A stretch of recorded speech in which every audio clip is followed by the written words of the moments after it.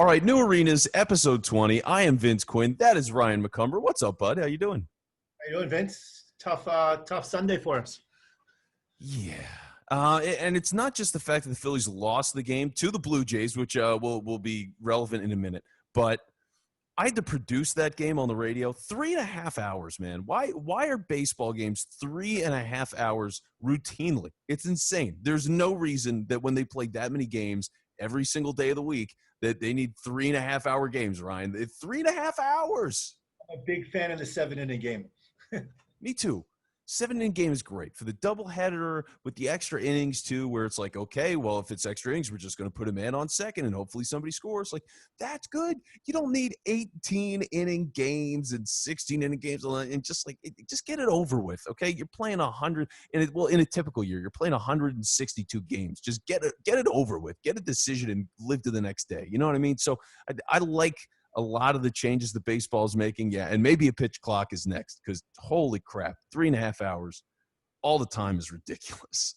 So again, we are kind of talking baseball today, Ryan. If you want to, well, yeah, I'm excited. We have our partner, our baseball partner from the Hype Global Virtual Accelerator, so the Toronto Blue Jays, and Anthony Miranda is going to be joining us, and he's the VP of Technology there. So I'm really excited to get Anthony on the show and obviously they went through a pretty treacherous, I don't know what the right word would be, but dire straits of not having a home, not being able to play games and trying to find a home. And we'll talk to about today what it actually took to stand up Buffalo, which wasn't easy. Yeah, I mean, it sounds like a crazy adventure that he had to go through. So I can't wait. And you know what? Let's just get into it. This is New Arenas powered by Fist. Here's the interview. Okay, so on the show today, we have one of the partners of the Hype Global Virtual Accelerator, Anthony Miranda, from actually the VP of the Toronto Blue Jays, VP of Technology at the Toronto Blue Jays, and our sole baseball representative within the program. So welcome, Anthony. Why don't we just start off with just describe your role, not necessarily, we'll talk about Buffalo in a second, but what's your role as VP of Tech? What does that entail at the Blue Jays? Well, first of all, thank you for having me on the show today. Very, very excited to be a part of your program. For my role with the Jays is VP Technology, and you got a big dog over there. She's a traditionalist, that dog. She's like, keep analytics out of baseball. Anyway. For me, my role is VP Technology, so I oversee all the technology components that go into running the operations at Rogers Center for the Blue Jays. So that includes your typical stadium services around POS system, interface with Wi-Fi, video board, and the back office systems that our office staff use as well. So it's sort of a full technology stack, sort of on the back end, like any other business will have.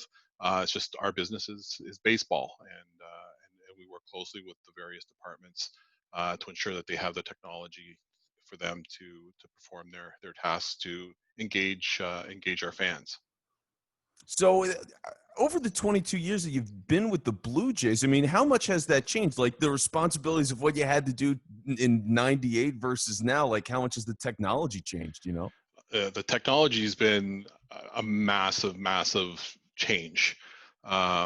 It's like we installed Wi-Fi we didn't have any stadium Wi-Fi, really didn't have any network presence anywhere in the building. So we started to build out fiber infrastructure. We built in Wi-Fi infrastructure to brought that online. Broadcasting infrastructure was all upgraded, probably about 2 times since I've been there. There's just a lot in terms of just like the back end. Then it's just the way that we're starting to engage our fans. Like we run digital ticketing, whereas before it was just your standard spitter stock. You come in, you tear a ticket, and then at the end of the day, people were sitting there counting out of a bag of how many tickets we scanned, to initially writing our own program to try to scan tickets, and then eventually we brought in a system to do that, and then have a whole fan loyalty component added to it.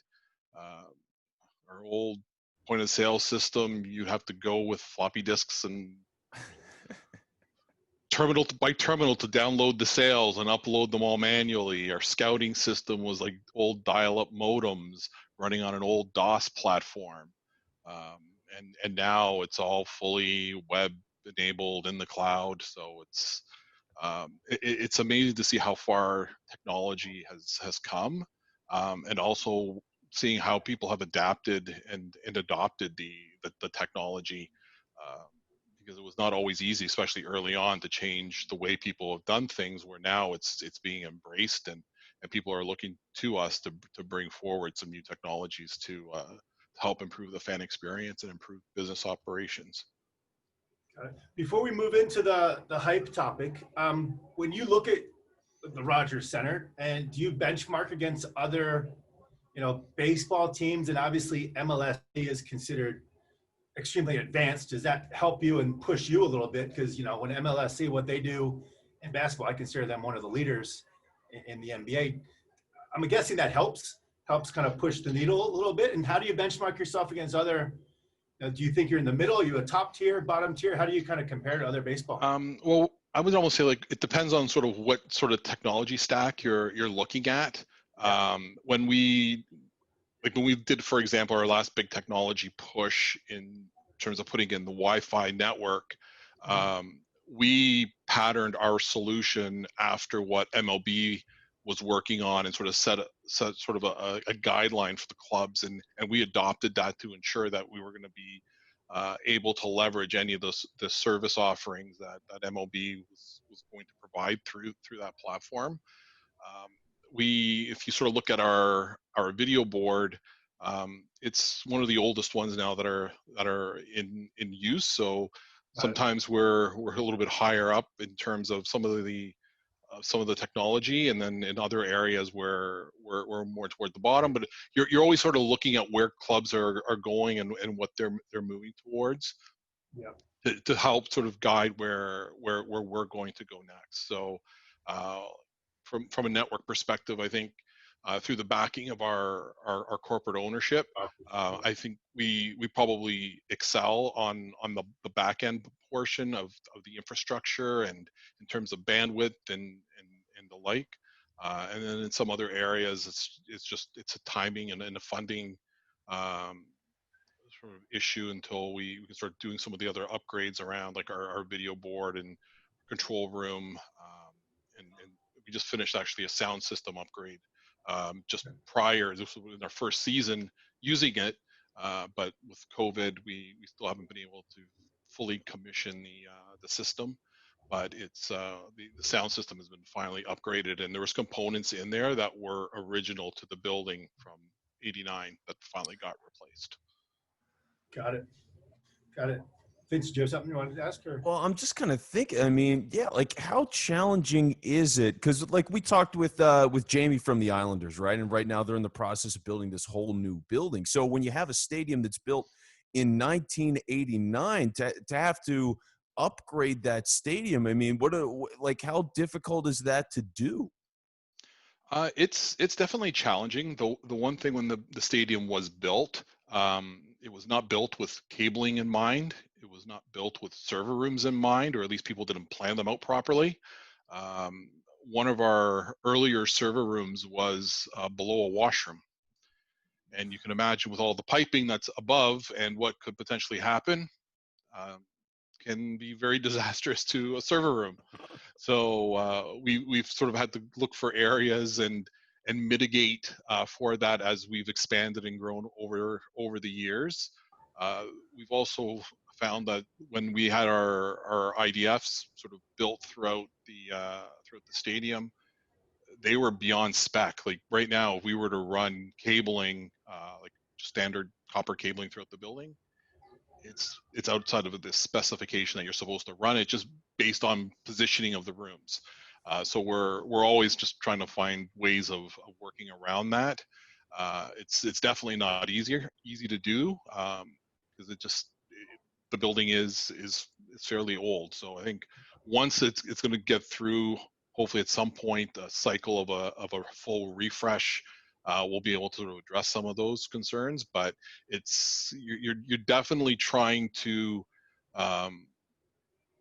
run your systems in sort of a bit of a antiquated environment. So it's not always the easiest, but we make do. It's part of. Yeah. It's not Fenway. Fenway, I think they've got a lot more to deal with. Yeah. We can at least sort of get away with it, but at least we don't have sort of some historical value in our building. But like with us, we do try to work with the limits that we have. Understood. All right, so let's shift gears and talk about the hype program. Literally, I remember when Anouk introduced us, and Anouk has spoke at my 5th Toronto conference a year ago now. What were your thoughts coming into it? Did we meet your expectations? And then let's talk about some of the solutions that came out of it after. So what were your general thoughts? General thoughts was, at first I didn't really know what to expect. Like Anouk did say, "Hey, are you interested?" And then like at the time, it's going like, you know what, it's probably a good opportunity just to get exposed to some of the startups. And then especially like that first pitch day, and started to see the quality of the startups that were that were sort of a part of that cohort, got really excited about the potential. And I know for me, as I started to see those initial presentations, my whole philosophy was like, I'm going in with an open mind. Want to look at solutions that we don't currently have a solution for. So something that can sort of fit into some of our needs. Some may be more immediate than others, but there were definitely some very interesting companies that were a part of it, that I think just through the discussions that we've had internally afterwards, it's really been able to get people thinking and trying to find ways to bring some of them forward. So what stuck out to you right away? Like, what was something that you saw the presentation for and you just went like, I need to talk to these people? Yeah, I think for me, the first one that like really caught my eye, there were a couple like that sort of like really stood out, even though like all the ones that I shortlisted, there was something about all of them, right? And I think we're gonna still keep talking to all, because I think there's something with them. But I think seeing B-Box was one of them, and looking at where they were going with augmented reality, really resonated, especially when we started putting it towards the backdrop of COVID, and then what could potentially happen down the road of before, like you would have players and fans being in really close contact, and now post COVID, we don't know if or when that's going to be allowed again. So being able to sort of bring that stadium experience home for people really became something of interest to me, and I thought would be something that could potentially garner some interest. Bleacher was another one that really intrigued me, and a lot of it just had to do with the whole sort of spectrum of solutions that they had. They just didn't have one of being a watch party. It was a watch party. It was games. It was food ordering. Like they really took all the different experiences across what fans would be sort of going through as they were watching the game, and just trying to keep them entertained. Was something that I found really intriguing. And is something like with Bleacher is the one vendor that we're probably the most furthest along with right now in terms of being able to do a pilot. We're actually looking at doing a small pilot with them later on this week to see if you might see me there, by the way. Yeah, that would be good. Yeah, my understanding is I'm going to be a part of that little venture. So yeah, we'll probably see each other this week if you're there. Yeah, for sure. We definitely will be a part of it. All right. We'll want to be able to showcase the potential of what Bleacher can do for us. Then again, like One Plan was another one where they sort of came in with like two offerings. Like one was a really appropriate, COVID seat maximizing, revenue maximizing tool, which for us, because of our relationship with our ticketing vendor, didn't really fit for us. But their sort of primary product of simplified event management is really something where I think that people within our organization will be able to leverage. So that's something that we'll be sort of pursuing with them a little bit more. Then we had eMaze, which was another really good product, which I thought has some potential. It's just we're not there yet on that side with our social platforms. I think we're still sort of focusing on the traditional platforms, but I think it's something that definitely raised some eyebrows in terms of being able to find a use case for them. And then Handy, I think was kind of like one of the ones that I think I kind of helped bring to the table initially when they sort of asked for our pain points, and I was really looking for an Internet of Things solution of being able to manage the distribution of hand sanitizer or any of the consumables that are inside of a stadium, and being able to stay on top of that, because like one of the worst experiences you can ever have is when you go touch a hand sanitizer and there's no hand sanitizer coming in, and all of a sudden you just touch something that a whole bunch of other people have touched, and you now don't have anything to sanitize your hands with. So the idea was for that one was really just to try to stay on top of managing that, because as you put a lot of hand sanitizers throughout your facility, keeping them filled is always going to be a bit of a challenge. So those were the ones that I had shortlisted, and I think every one of them sort of touched a different part of our business, and is why it wasn't easy to sort of pick a winner in terms of which one sort of offered like the best technology. But I think for us, picking the winner that we did was really around the one that we were able to have a true pilot with in very short order that kind of made sense for us. It was probably like the most appropriate one for us anyway, with COVID and trying to engage our fans in different ways, especially if we won't be at full capacity possibly next year. We don't know what next year is going to hold, so trying to just find other ways to keep fans engaged during that time. Yeah. So at one point, Anthony, we got off to a great start. You picked 4 or 5 great companies. I know they all had their first meeting with you. And then I started getting emails from people of, hi, I haven't heard back from Anthony. You know what's going on? I'm like, yeah, I do know what's going on. There's an issue if they don't have a stadium. And I think Anthony's job's been turned upside down.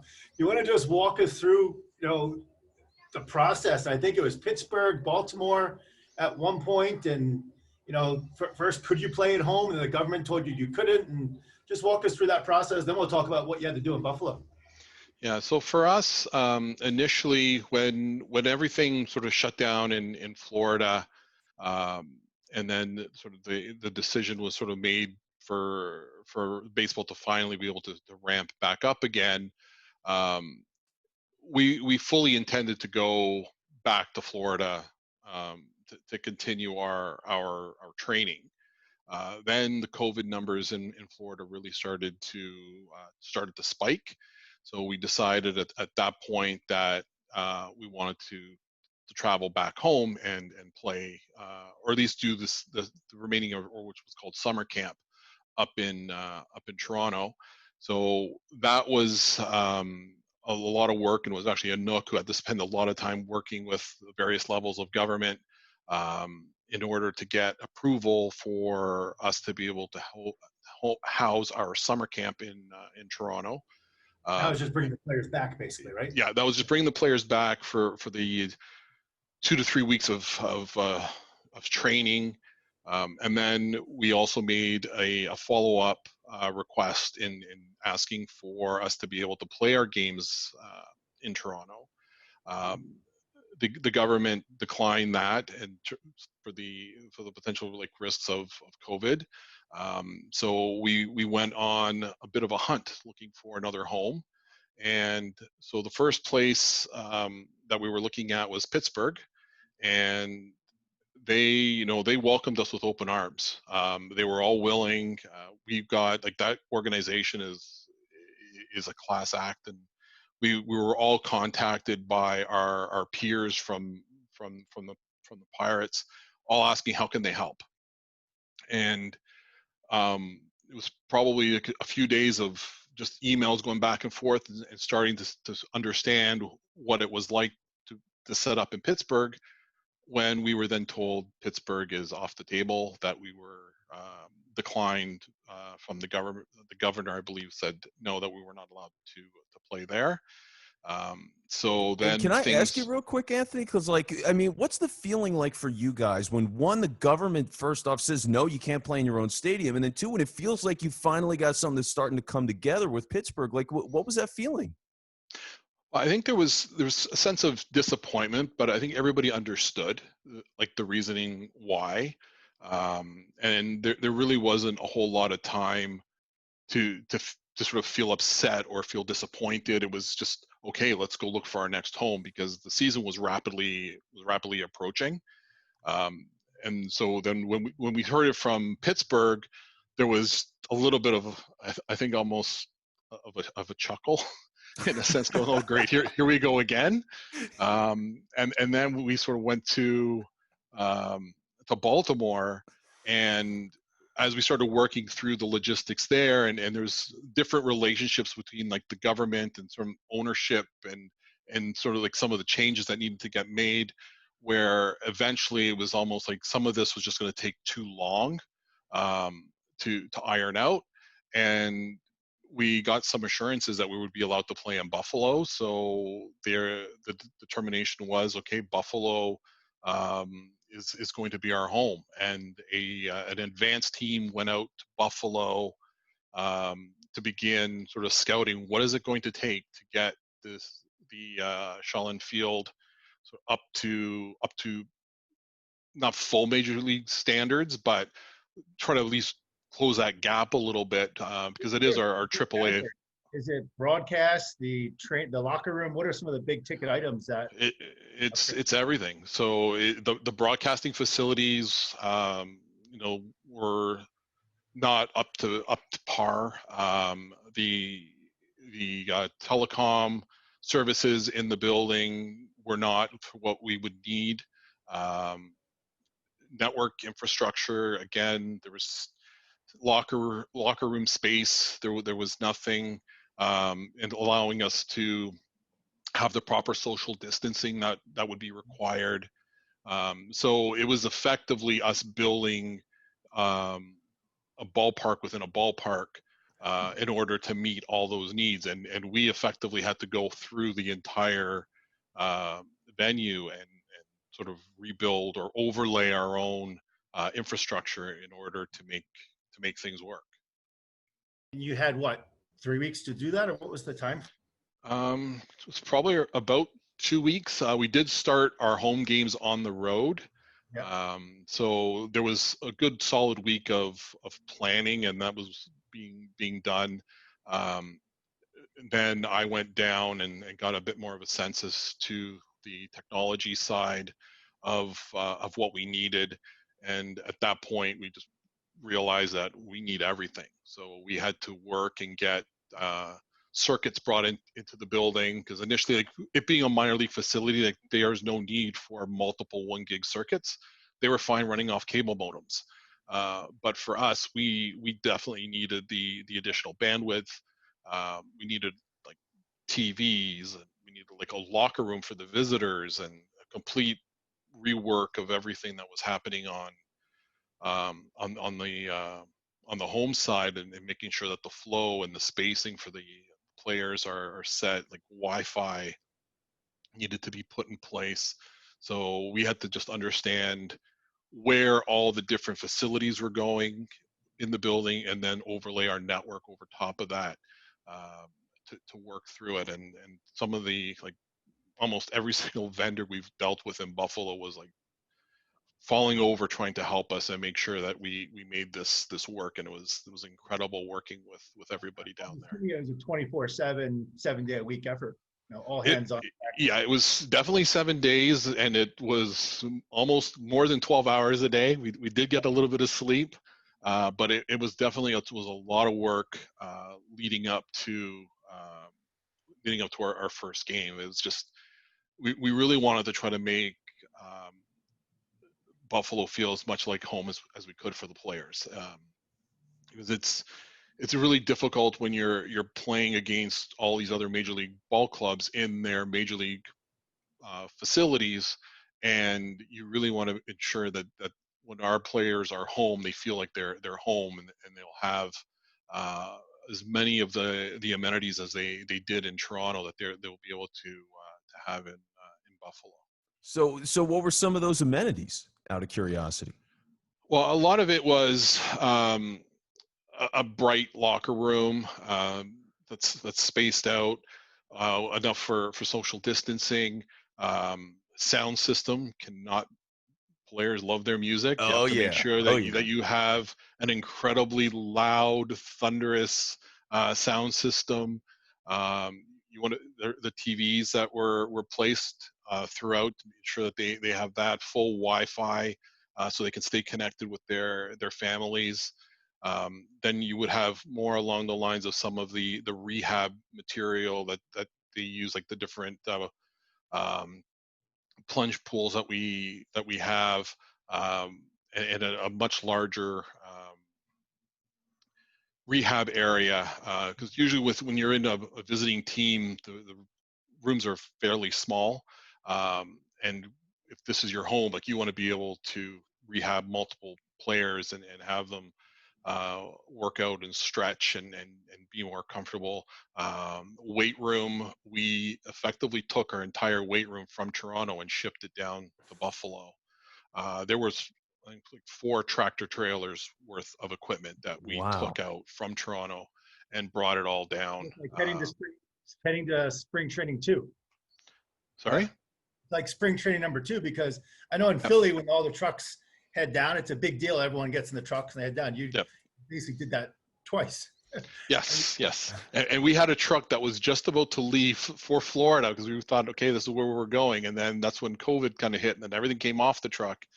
Right. And then we had our spring training in Toronto, and then I had to put everything back on the truck and then send it to Buffalo. So a Herculean effort. You got there. Anything, I mean, do you feel like didn't make it, or anything it just didn't, you had to cut it out because it was going to be too challenging or something, or anything you're really proud of that got accomplished that you didn't think was going to happen? Well, I think a lot of what really surprised me towards the end, because there seemed to be, like, you always have your punch list of, okay, these are some of the things that you have left to do. And every day the list just kept getting longer and not shorter, because, oh, by the way, hey, can you still do this? And a lot of what we were able to do is install our coaching cameras for our baseball ops group. Got it. So all the athletic stuff, and there was a lot that was around in that sort of vein, that, it took us months to get it installed in Toronto, and configured and tested, and it was all done in a matter of like about 3 weeks in Buffalo.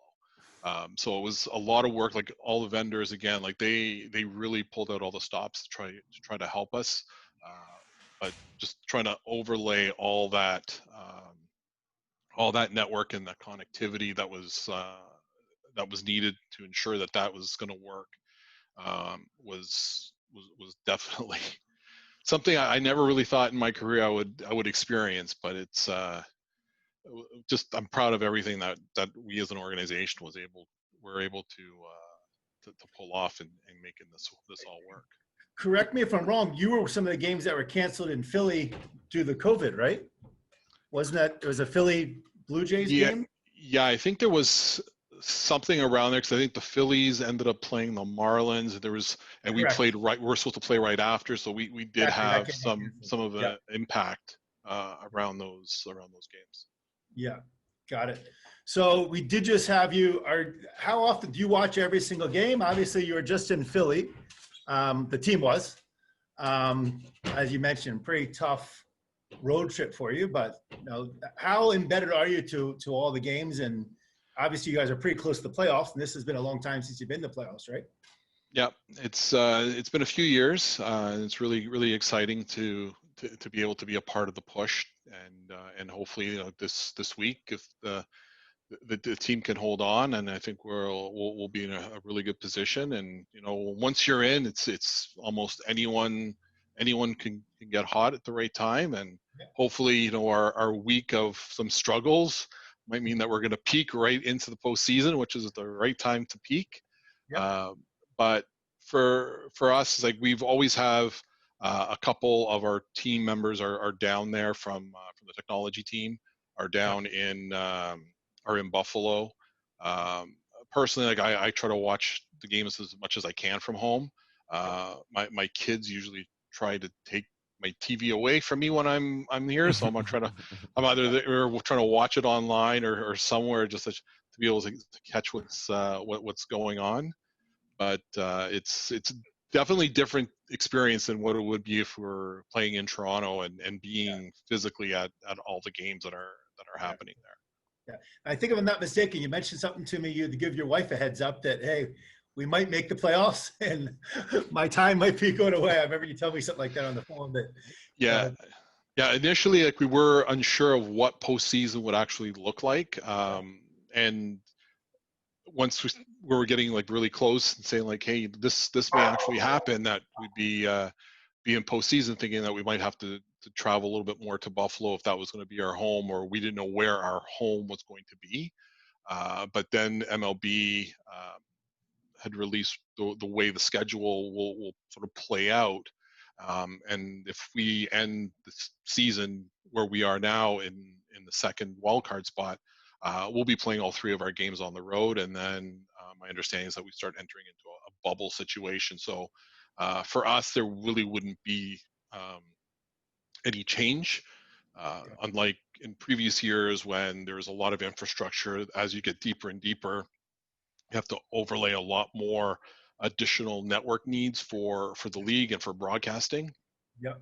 But for us in this situation, it doesn't look like we're going to be impacted in terms of having additional work outside of just sort of helping the club anywhere that they need to from a technology perspective. So from an expansion of the playoffs, I mean, I assume you would be happy about it, or are you a traditionalist and you prefer the smaller, older format, or you think this is kind of a new format and keep it going with the more teams making it almost more like an NBA model? Yeah, I think with more teams making it, I think the fans can get a little bit more excited because more teams have like that potential of getting in, but also understand like from the other side where people may feel that teams don't have to try as hard to get in, and they possibly wouldn't necessarily be making the same trades that they would.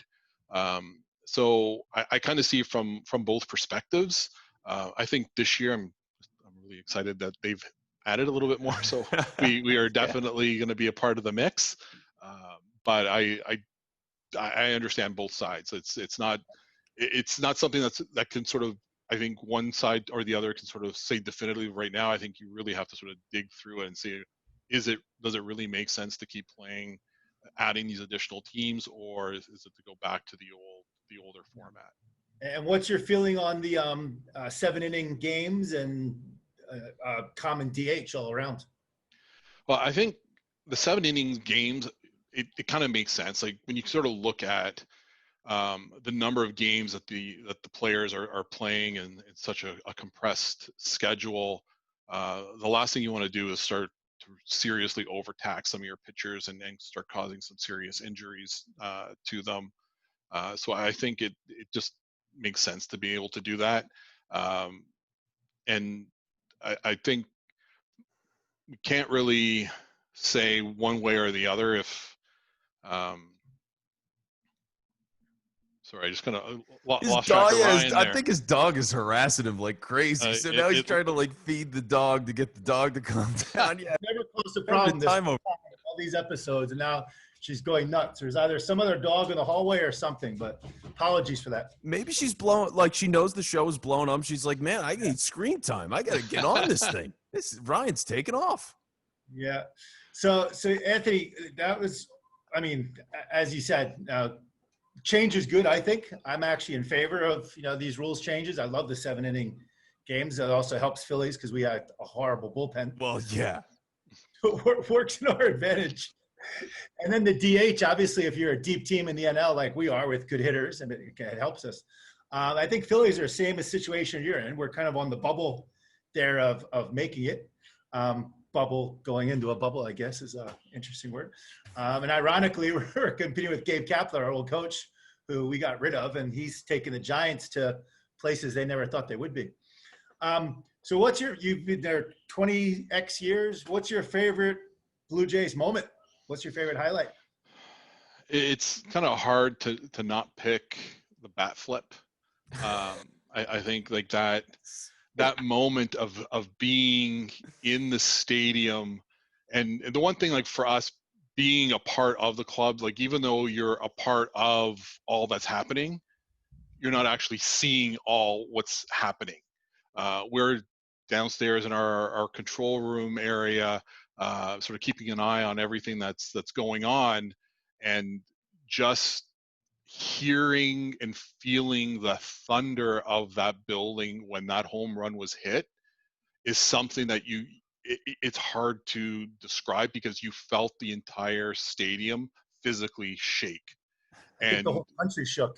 Yeah, it was just the most intense moment that I've ever experienced in the stadium.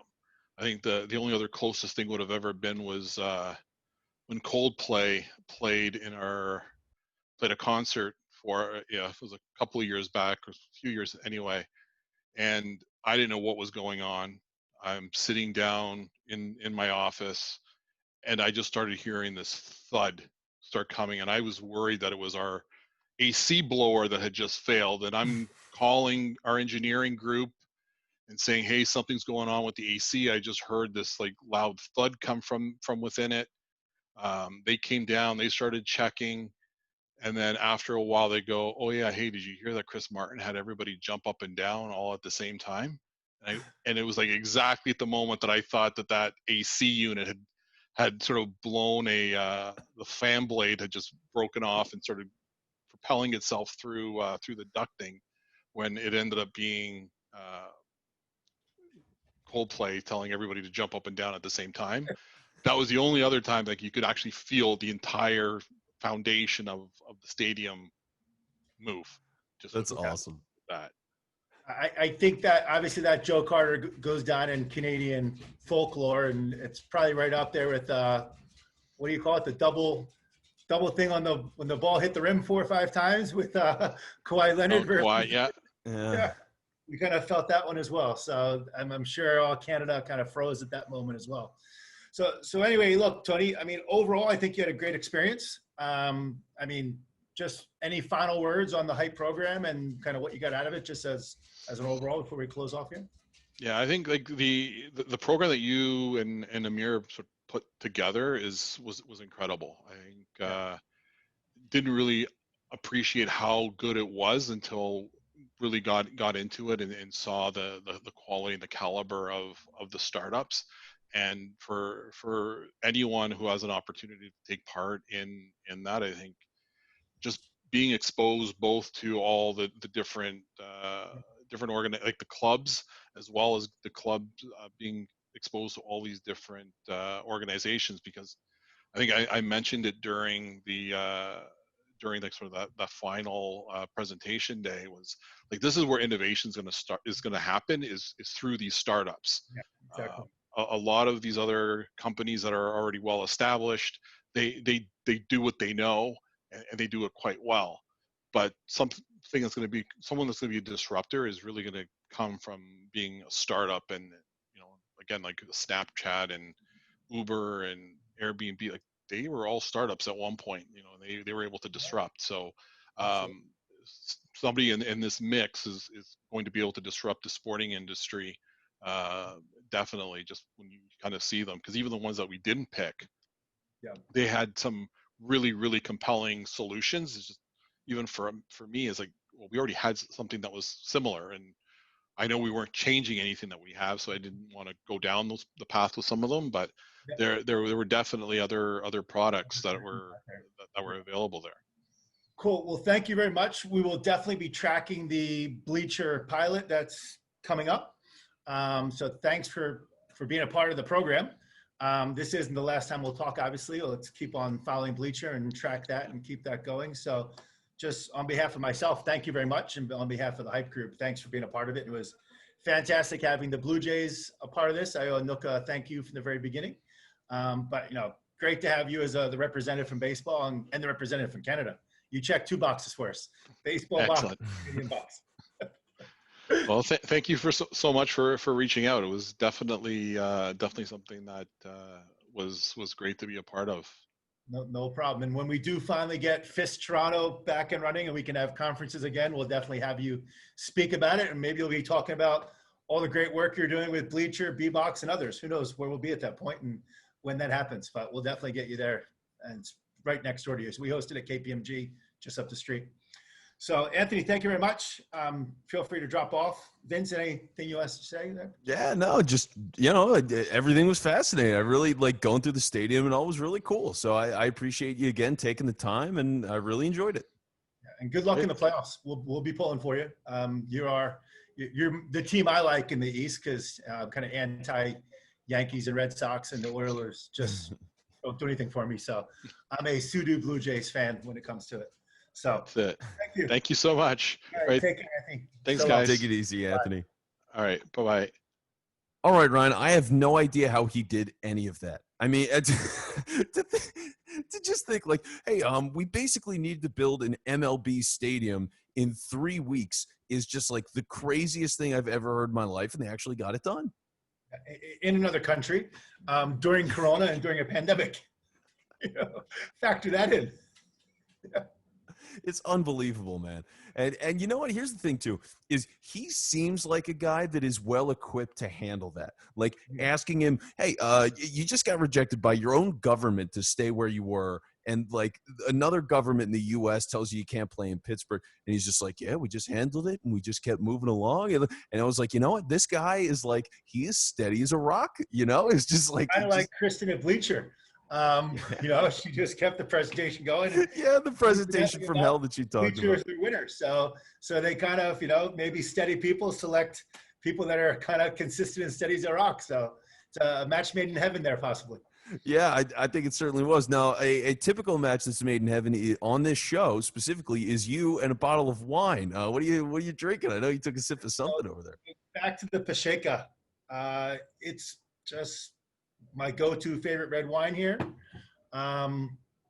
Started drinking heavily after the Eagles got the shit kicked out of them yesterday. Oh my God, that was so terrible. They stink, man. That team stinks. I'm worried about Carson. I mean, I hate to say it, but we could have traded Carson for a lot and kept Foles and paid Foles a lot less money. I might have to end the show. I don't know if I could talk with you about Nick Foles. I don't think I can do it. I don't have the heart. You do that every day on the radio. People calling up. Yeah. Oh my God, man. Yeah. I think it's a coaching problem. I don't think Wentz looks any good, but I don't think it's as much on him as people are making it out to be. But either way, I mean, that team's a mess. They're 0-2. The offense doesn't look innovative. It doesn't look exciting. And I'm wondering if that really wasn't all. Who was that coach that went to the Colts? Frank Reich. Yeah. Frank, right? I mean, I don't know. It's something. We lost him and whoever the guy that went to Minnesota, that offensive coordinator, that they both left. Something's different from that team, and you know the play calling. I guess it just seemed atrocious. I don't know. Yeah, atrocious is fitting. And now I want to drink. I think I'm at that point now where it's time for me to open a bottle of wine. It's like 2:30 in the afternoon here, but you know what? Now's a good time. So I think that's what's going to happen. Ryan, great to talk to you again. It's been nice that we could do this. Do we have anything that we need to anything you need to get out there to people before we wrap things up here, or?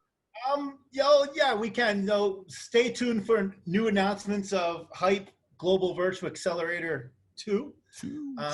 Potentially going to be announced. So any startups can go to the website, can reach out to me on LinkedIn. It'll be just as exciting as Virtual Accelerator 1. So if anyone's interested, feel free to get in touch with me and we can go from there. But other than that, I think we're good. Nothing really from the FIST side. And other than fiasco in Philly sports, we have nothing positive to talk about other than, Philly's making the playoffs without a bullpen.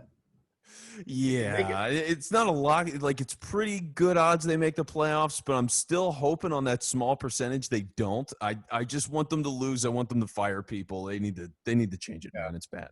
So anyway, let me say, by the way, make sure you like and subscribe to the show. I mean, hey, we're in the like and subscribe business, baby. That's how without likes and subscribers, I don't eat, okay? That's just how it works. For every subscriber we get, somebody just drops off a can of corn at my front door, and that's what I eat. That's how I survive, literally. So I need you to like and subscribe to the show. Okay, it doesn't work like that. But it would certainly be nice, and we would appreciate it. So if you want to do that, hit the button. You know what to do. Now, with that being said, I am Vince Quinn. That is Ryan McCumber. We are New Arenas powered by FIST. We'll talk to you soon. Take it easy.